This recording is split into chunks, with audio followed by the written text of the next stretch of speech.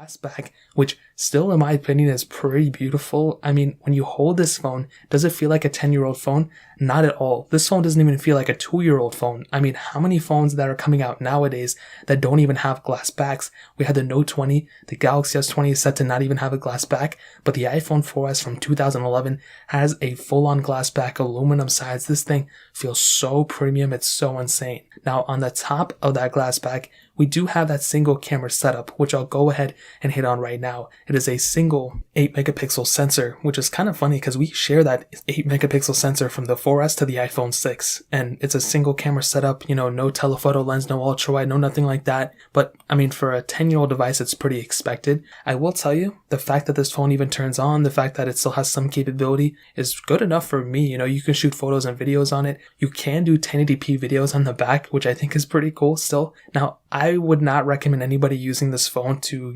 take super important photos in your life. But if you have to use it, then go for it. I think for a 10-year-old phone, it's actually pretty decent. I obviously would not recommend people using it if they don't have to, but it still turns on, it still has some capability, and I actually want to try something. Like, I want to take photos from these type of phones and edit them up and see if you're able to see whether it's a good photo or a bad photo, or even maybe compare like an edited, iPhone 4S photo to like an iPhone 12 photo and see if you're able to tell the differences. But definitely when it comes down to it, this photo isn't that great anymore, and I honestly, the back camera is not something to hype about anymore. It does have a front camera though, which is VGA quality, which is great. You can do, video calls and like FaceTimes and stuff like that. And I think it's more so not even the quality, but the fact that this phone had a front camera in 2011 is pretty insane to me. So in terms of the camera setup, that really pretty much covers it up. Now,